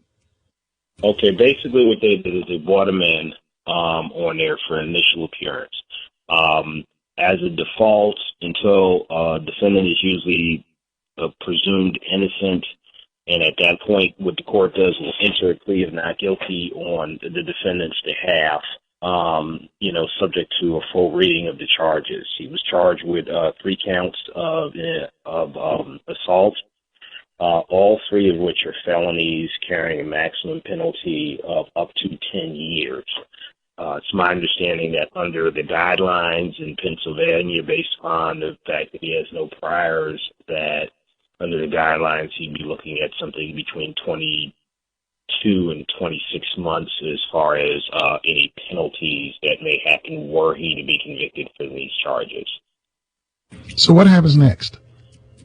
Well, at this point, they're going to have some preliminary hearings. I mean, I can imagine that one of the issues are going to be the depositions that came out. What he said on there, whether or not those statements are going to be admissible, whether or not any statements of prior bad acts from the 15 people who were named in the initial Andrea Costin lawsuit, of people who had made allegations that the same type of things would happen. They're going to, I guess, have to have some preliminary hearings also concerning the Canadian authorities, because the initial complaint that she made was made in Canada, and subsequently they contacted the authorities in Pennsylvania to inform them of this. And back in 2005, they just declined to bring forward charges because of a lack of admissible evidence. So you're going to look to see a number of things. And there's going to be a lot of legal maneuvering as to what actually a jury would hear, and whether or not, once you get to those exclusions, whether or not probable cause exists for the arrest. So I would imagine there will be a number of different proceedings that you'll see before the court. How difficult is this for the prosecution, for the DA to prove? Isn't it a he said, she said kind of deal? Is there any forensic evidence? It's my understanding that there's no forensic evidence in this case, that basically you're not required to have this. And under the Pennsylvania statute, the only thing that you have to have is testimony of the complaining witness. And that does not have to be corroborated. It's specifically stated within the statute that her testimony would not have to be corroborated. So in other words, she doesn't have to prove anything other than just basically giving an account. And it'll pretty much come down to whether they believe her account or his account. Now, what he has against him is the information from the lawsuit, where he admits to giving, women at time Quaaludes. But during that lawsuit, within the deposition, he claimed that he didn't have access to Quaaludes at that time, and what he gave her was Benadryl. For those that haven't went through all the individual allegations of the complaint. The allegations are that they had a friendship that was going on for a period of approximately a year. She came over to his house. She alleges that he gave her 3 pills, claiming it was some kind of herbal medicine to make her relax. She questioned, did she need to take all 3? He said yes. She took the pills. Shortly thereafter, her knees became weak, and she became unable, I guess, to resist his advances, although he had made several advances to her before this point, she alleges. And at that point, what she recalls is him fondling her and, touching her below the waist in a manner in some form of digital penetration, and then waking up the next morning about 4 a.m. He's in his bathrobe, and she basically is having some, I guess, soreness, within her vaginal region. And that resulted in her being traumatized and returning back to Canada. That's what her allegations are. Now, if she goes into, whenever the trial starts, if she refuses to testify, will this get him off the hook? Well, I mean, they can't substantiate the charges without her testimony. In the absence of her testifying, I think it's kind of a difficult case to bring, because it's her testimony which is, and they're entitled to cross-examine her on the stand in order to move this case forward. As far as the whole idea of this being political, there is some politics involved in this, because this was a campaign issue between the 2 parties who were running for the district attorney, whereas one was criticizing the other for not bringing forth the case in 2005, and the other one saying that, well, if I get elected, I will bring this case forward, and I will, prosecute it to the full extent, and if we're able to have sufficient evidence, then we're going to go ahead and charge. They had to charge now because they were just about at the very end of the statute of limitations, which we're going to expire within the next month. Gloria Allred's been chomping at the bit, trying to get a Bill Cosby. How does this impact the cases that she has, all these women who are accusing him? Well, I mean, until such point as there is a conviction, it doesn't provide anything other than more fuel on the fire for her cases against him. It just, from a publicity standpoint, it doesn't bode well for him. But at this point, I don't think one more stick on the fire is going to make that much of a difference.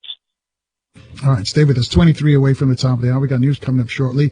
800-450-7876. Carl Berry's going to be with us for a little while. And then Public Enemy's Professor Griff is going to join us as well to discuss Bill Cosby. What are your thoughts? Let's see. Let's go to line 4. Mr. Lee's in the Poconos, the Pennsylvania side of the Poconos. Mr. Lee, you're on with Attorney Carl Berry.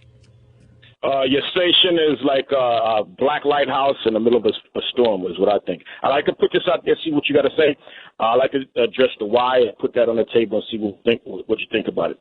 We all know the history of America demonize their opposition before they take them out, like they did with the Indians and everyone else. The one thing that the ones that really control this country are concerned about, in my opinion, is image and controlling the media and the message. And they'll take you out if you threaten that. That includes this show. If you notice, they don't want any black messiah and, bringing unity to our community. And I wrote this down, I'm just reading real quick. They took out real rap, New York City black radio, any political, religious, sports, or movie stars that attempt to liberate the oppressed, especially African Americans. And I think the reason behind that, they don't want a 1960s civil rights movement. The new way they assassinate people is like the Jason Bourne movie. They take you out, and make it look like a natural cause. I'm not really addressing a Bill Cosby situation, but the whole climate created after the civil rights movement against anyone trying to be a, quote, messiah. I think we should study this, collect the data on this. And the reason why I say this is because if we don't, we're going to be like the American Indians. Right. And Ms. Leon, thank you for your call. And I'll get Attorney Carl Berry to respond.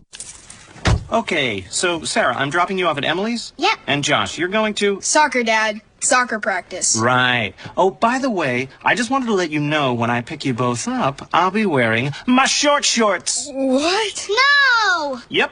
and my dorky dad hat, and I'm going to do my dad dance for all your friends. They'll love it! Seriously? Why? Because I like my short shorts. Of course, I could be talked out of it if you guys would just buckle up your seatbelts without giving me a hard time. It's important to get your kids to buckle up for safety, no matter what it takes. And sometimes, all it takes is your parental powers of persuasion.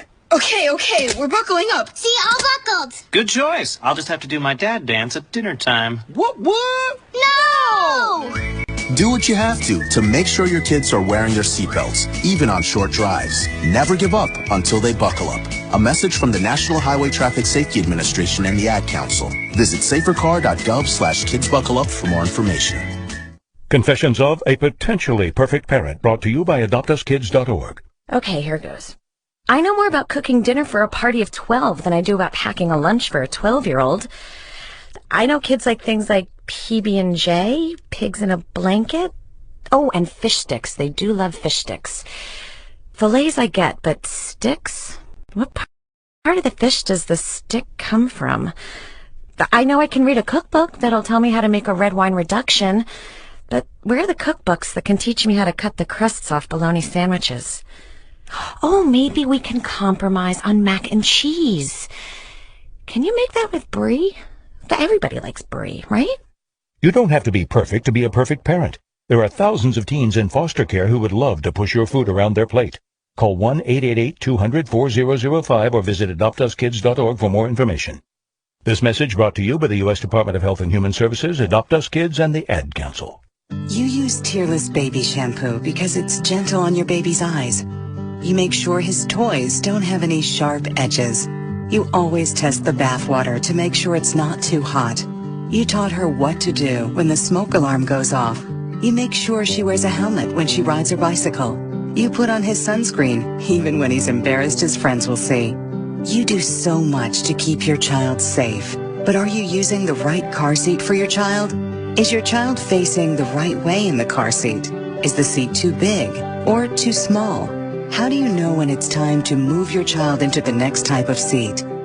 Car crashes are a leading killer of children ages 1 to 13.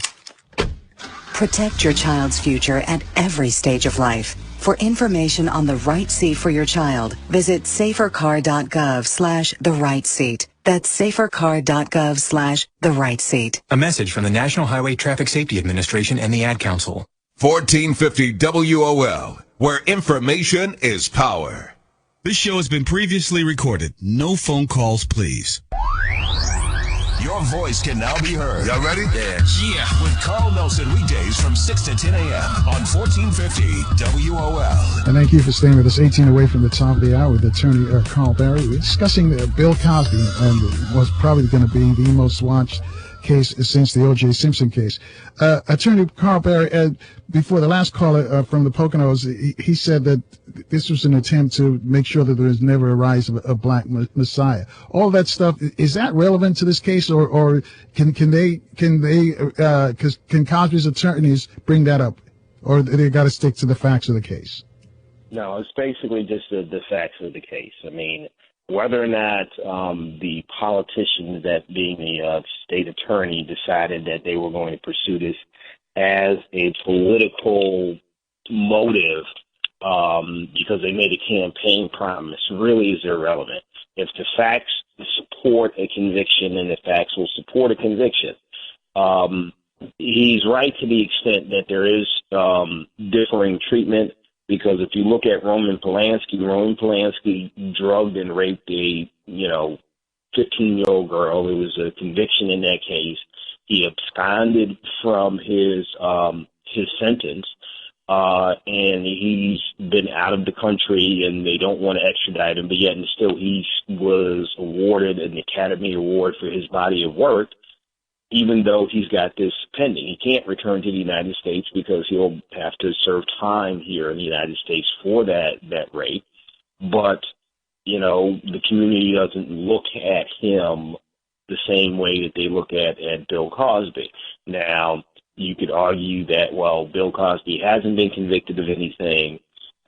He's been able to get away with this. You can make all different kind of arguments, but how they view Polanski versus Cosby is two entirely different things, and it does show a bit of a double standard. And now the other accusations, the one that Gloria Allred talks about, all these other females, can that be introduced into evidence? Can that be used against Bill Cosby if they do go to trial? If, in fact, the judge rules that it shows a pattern, that it's his modus operandi, one of the biggest issues that they're going to have to make a decision with is whether or not he would testify if, in fact, the original depositions, which brought all of this out to light after, I guess, Hannibal Barrett started talking about this in his stand-up routine, and then it started to get some traction last year. If they allow the deposition in, then at that point it becomes like really difficult for him to testify, because if he says anything contrary to the deposition. If you read the deposition transcript, you can see that he's very reticent about giving answers. So his answers were relatively limited. He does admit to using, Quaaludes as, I guess, I don't know, some sort of, warmer upper with some of the women that he got with back in the 70s. And when asked in particular about Constance, whether or not he was aware that she was conscious, he kind of threw it back on her, saying, well, I don't know what it is that she says, rather than saying one way or the other. So his deposition really doesn't necessarily help him, I think, in a criminal case, if, in fact, the judge rules that it is admissible in this particular case. If he were to testify and say, I would never do anything like that, or I didn't do that, then at that point, you would be able to bring all of these other women who are making these allegations that they were drugged and that he engaged in some sort of sexual contact with them. All right, and I got a tweet question for you, 14 away from the top there. Anthony wants to know if the woman who's now the DA is using to prosecute Bill Cosby, she had a deal and it was paid off with the first instance. I'm trying to read this, get through all this. And can they force her to testify if she, if she signed a deal that, hey, okay, this is the deal, I'm gonna take the money and shut up and go home? Essentially, can the court now say, well, you got to break that deal, you got to testify? Can that happen? You can always drag somebody into court kicking and screaming. But if the person says, I don't want to cooperate with this investigation, then it makes it very difficult. I think Andy says that was part of a deal. Can the court just throw that out then and say, well, we don't care that you signed this deal in this first case that because obviously probably the deal was that everybody would be silent, and sign on the dotted line, here's some cash, go sit down. Can they force her to say, no, you must testify? Can they do that? Yeah, they can. I mean, the thing is that confidentiality agreements are limited. Obviously, the confidentiality agreement that they signed was limited enough because it wasn't sufficient to seal the deposition records and or have them permanently put away so that a court couldn't otherwise come back in and do what they did, last year in July and open all that stuff and then put it out into the public record. The mere fact that you sign in the civil lawsuit a statement saying, I will not, talk about this, so forth and so on, doesn't stop a criminal court who has separate jurisdiction from compelling you to testify about a matter that has to do with a crime. Because were that the case, then you could pay off anybody in any instance and, have an agreement and prevent people from testifying in criminal cases if you had enough money to pay people off to make sure that they didn't testify.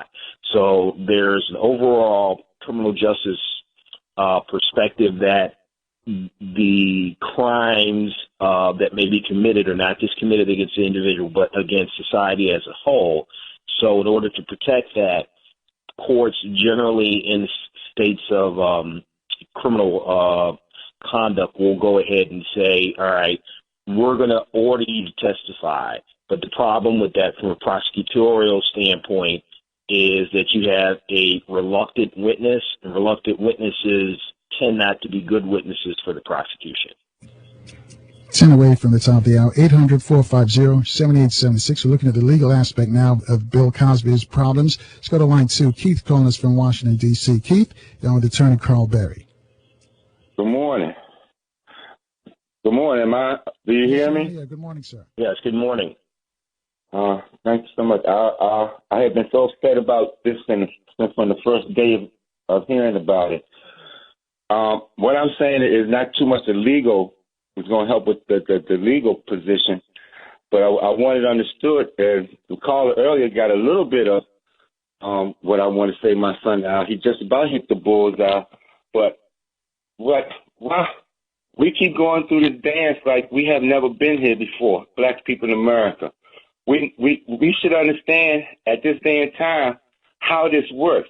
Like he was saying, if any one of us ever raises to a high enough level or get powerful enough to be able to do enough to help us in our situation here in America, it's going to become a target.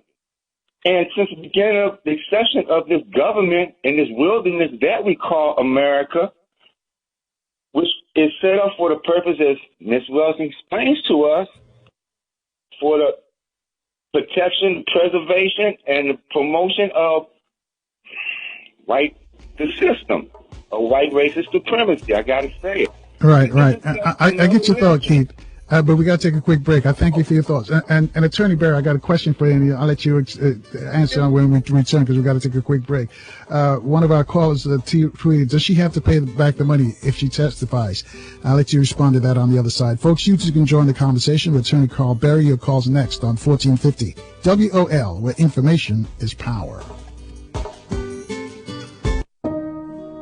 When I was little, I didn't talk for a long time. I liked things to always be the same. Anything new or different would scare and upset me. I was very sensitive to lights and sounds. It was almost like I had bigger eyes and ears than everyone else. So I built secret hiding places where nothing could get in. I didn't like looking people in the eye. It made me feel uncomfortable. I'd throw big tantrums over little things like when my socks didn't match. Sometimes I'd do the same things over and over. Until one day, I found out I had autism. My family got me help. Slowly, I learned how to live with it better. You can see signs of autism in children as young as 18 months. Early intervention can make a lifetime of difference. Learn the signs at autismspeaks.org/signs. Brought to you by Autism Speaks and the Ad Council. Confessions of a Potentially Perfect Parent, brought to you by AdoptUsKids.org. Okay, here goes. I know more about cooking dinner for a party of 12 than I do about packing a lunch for a 12-year-old. I know kids like things like PB&J, pigs in a blanket. Oh, and fish sticks. They do love fish sticks. Fillets I get, but sticks? What part of the fish does the stick come from? I know I can read a cookbook that'll tell me how to make a red wine reduction, but where are the cookbooks that can teach me how to cut the crusts off bologna sandwiches? Oh, maybe we can compromise on mac and cheese. Can you make that with brie? Everybody likes brie, right? You don't have to be perfect to be a perfect parent. There are thousands of teens in foster care who would love to push your food around their plate.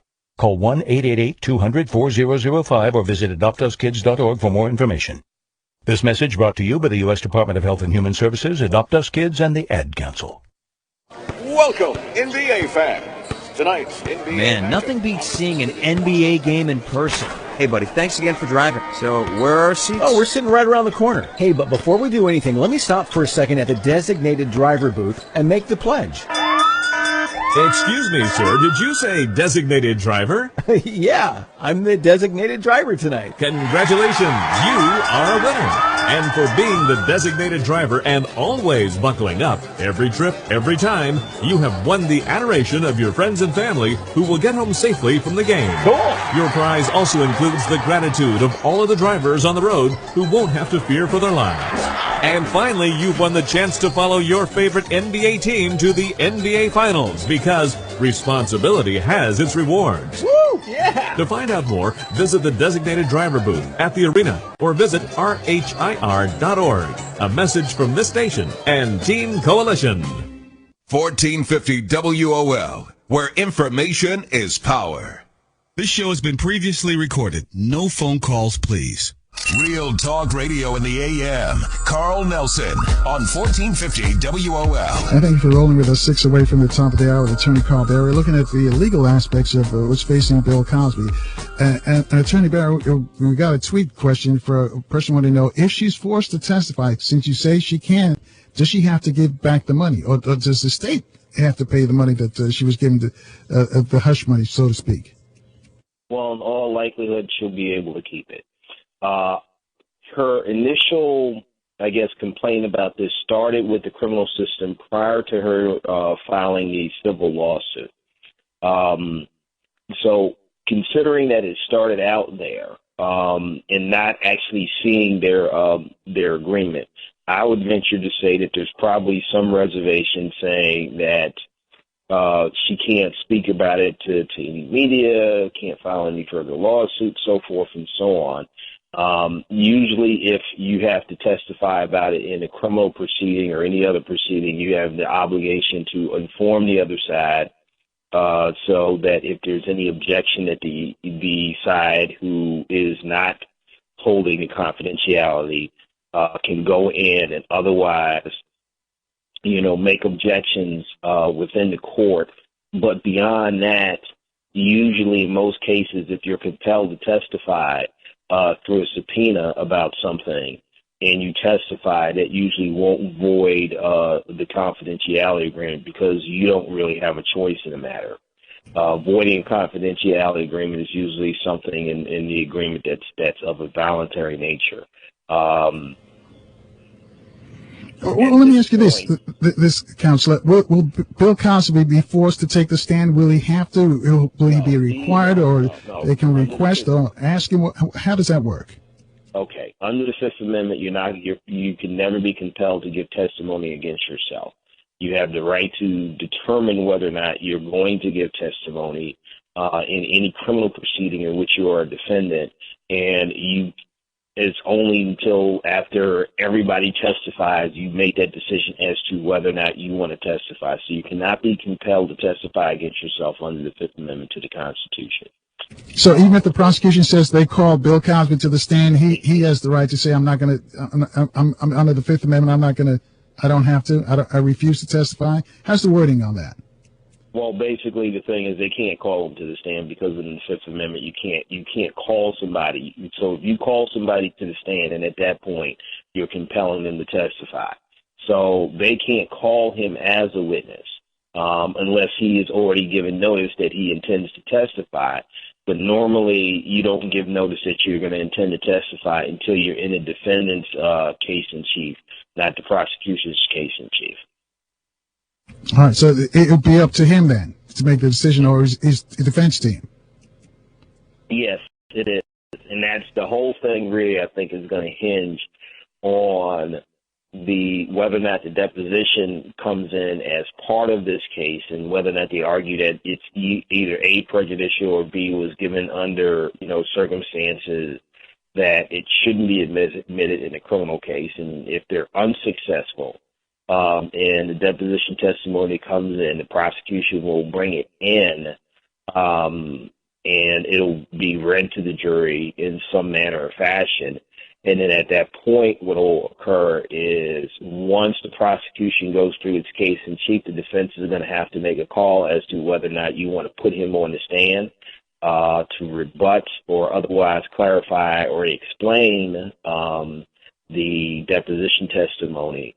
But there is a risk in putting him on the stand to rebut the deposition testimony, because if anything he says in any way varies from what was in the deposition testimony, then at that point it leaves him open to impeachment and may allow a lot of other evidence that otherwise might not be admissible to come in to otherwise impeach him as a witness. And that's one of the tricky things, is that you may want to testify on your own behalf, but there's a lot of things that they can't bring in against you.